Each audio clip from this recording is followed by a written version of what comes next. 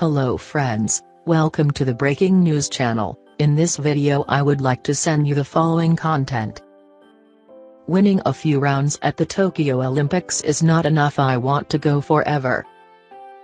13 years old who made history with gold for Japan. I did not sacrifice everything all these years. I've been boxing and training so hard to settle for a few good performances. The moment, when it came, was really powerful. Last Thursday night, in our GUB boxing team room in the Olympic Village, it finally hit me. This is real. I am about to fight in the Olympic Games and my hopes of winning a medal, with gold being my favorite color, begin now. We had been in Tokyo for 10 days, staying in a hotel for the first week before we moved into the village, and it had all felt a bit surreal. I had this weird feeling this was just another training camp and I couldn't switch on totally. It was like being in some kind of limbo where you are waiting for something to happen and kickstart everything. Last Thursday night, around 8 o'clock, it happened. They made the draw for the boxing competition and the coaches came in with the news for all 11 of us in the GUB team. They went through it fighter by fighter, and when it came to me it was like the world suddenly stopped. "Carolyn," they said, "you've got Kosovo on Tuesday." I've been to so many tournaments as a junior, and I've won the World Juniors and the Youth Olympics, and it's always the same. You wait and wait for the draw to be made, and as soon as you find out who you're boxing in the first round your heart drops a beat and you're like, oh my god. This is real. For the next 10 seconds you just think, wow. It's a feeling like no other. You are so locked in the moment and your stomach starts churning. But then it all calms down and you put yourself back together. This is what you're here to do, to fight. Everybody out here is boxing at a very high level, and that makes it even more exciting and interesting. We're all fighting for a medal, and we all want it bad. So I can't wait for it to start. The draw is so strange because, unless you are one of the 4 seeds, you could fight anyone in the first round. I never lost a single fight as a junior, but my first adult tournament was the Olympic qualifiers in March 2020. I won my opening bout easily and then COVID changed everything. The tournament had to be cancelled. I lost over a year of competition, and my next big fight was in the European qualifiers in Paris this June. I beat the world No. 2 Mayra Potkonen and made it all the way to the finals. I was gutted to lose to Kelly Harrington, from Ireland, who is seeded No. 1 in Tokyo. Kelly is 31.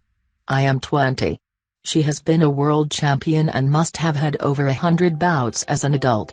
I've had 50 unbeaten as a junior, and I was so excited to meet her in the ring. She won the fight, but I definitely want to avenge that loss in Tokyo. I am not used to losing and I hate it. So I would love to fight her again and beat her this time. She is a great champion and it would be really hard, but if all goes well we will meet in the semi-finals. At this stage my main focus is on my opponent on Tuesday. Anything can happen because boxing is crazy. How many people thought I would beat Mayra?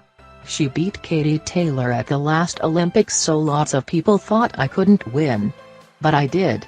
Now lots of people will think I've got an easy fight on Tuesday.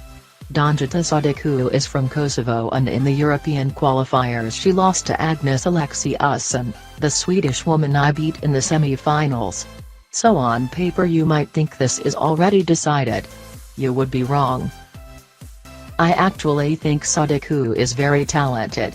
She is older and more experienced than me, and when I've watched her I've thought, she's pretty good. I was a bit shocked the Swedish girl beat her, so it will be a test. But of course I expect to win, and I would then face Rashida Ellis, an excellent American, who has a bye into the last 16. I sparred against her in Colorado at the start of 2020. Ellis had won bronze at the World Championships in 2019, and so, that day, I was a nobody, a real underdog, in adult boxing. But I loved it. It was a very technical spar, smart and tricky, tit for tat. It was lots of fun and she is seriously good. But I believe I'm better. If I win that, I'm in the quarters and one bout away from winning a medal. But that would not be enough. I want to go all the way.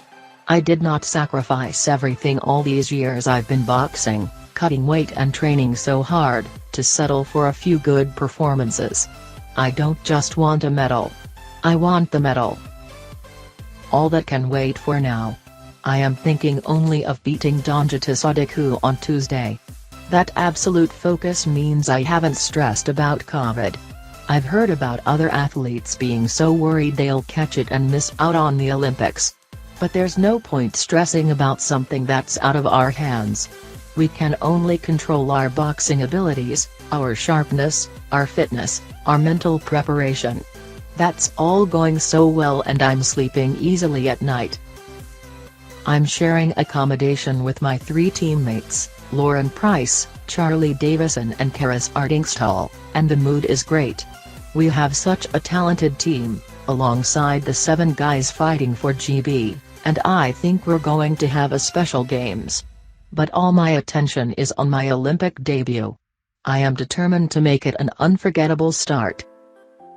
Caroline Dubois is writing for The Guardian during the Tokyo Olympics. Tokyo, they are just kids.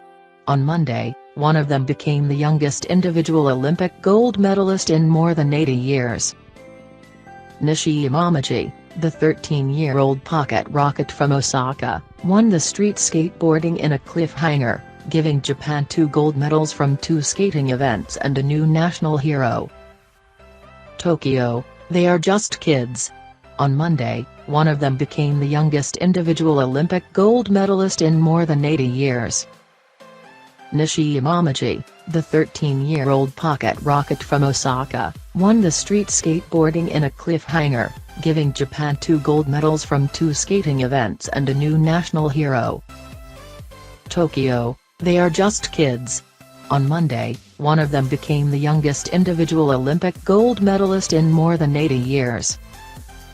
Nishi Yamauchi, the 13-year-old pocket rocket from Osaka, won the street skateboarding in a cliffhanger, giving Japan 2 gold medals from 2 skating events and a new national hero. Nishi Yamauchi won gold in the street skateboarding on Monday. Nishi Yamauchi won gold in the street skateboarding on Monday. Credit Getty. Taduichi beat fellow 13-year-old Race from Brazil and her Japanese compatriot, Funa Nakayama, 16, in heat so hot it turned laptops off. Together they made the youngest podium in history.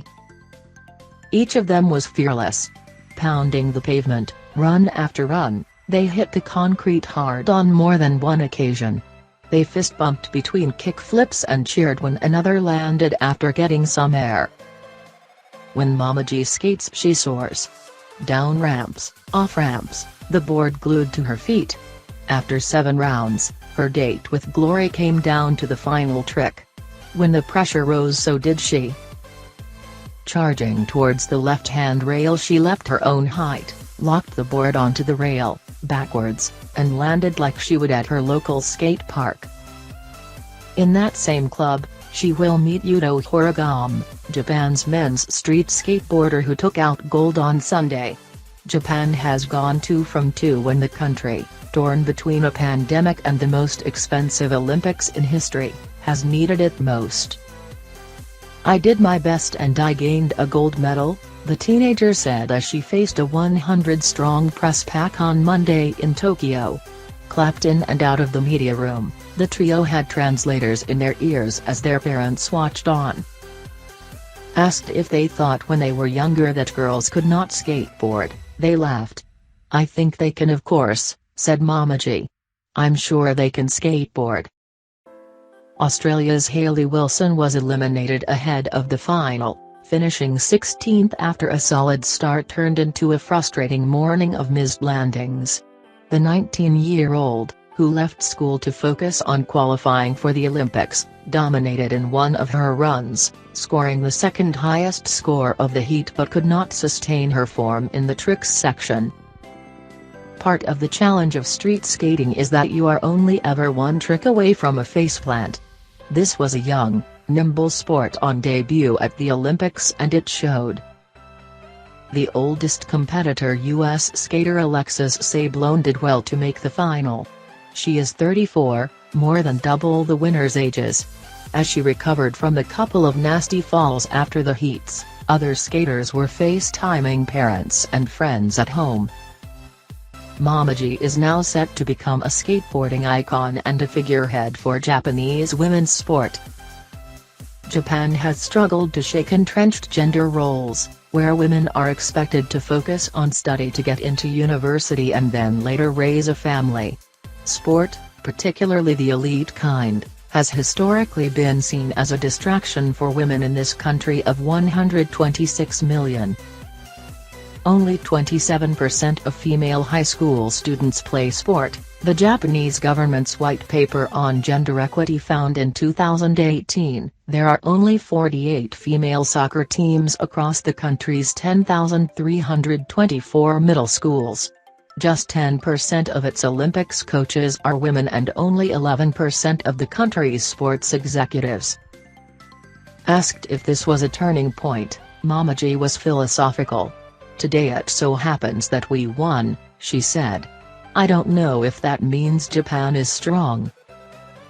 Her victory, along with the bronze for Nakayama and the gold for Horigome on Monday, is all the more remarkable because of Japan's reluctance to embrace skating at all. It is rare to see groups of kids skating down the street in Tokyo, Kyoto or Osaka. Everything in Japan has its place. A skateboard is not on the street. They are prohibited in most public places and youths brandishing boards are regularly stopped by police. Skaters, like the duo atop the dais on Monday in Tokyo, are relegated to the concrete bowls of the suburbs. "I hope that we will see many more parks to practice in Japan," said Nakayama. "If anything is going to turbocharge the push to make skating mainstream in Japan, it is the sight of these two, high-fiving above the ramp and giggling on the podium." But first, Momiji said, she will hang her gold medal in her family living room. Thank you for watching our videos. Subscribe to our channel to get notifications when we post newest videos. Thank you and goodbye.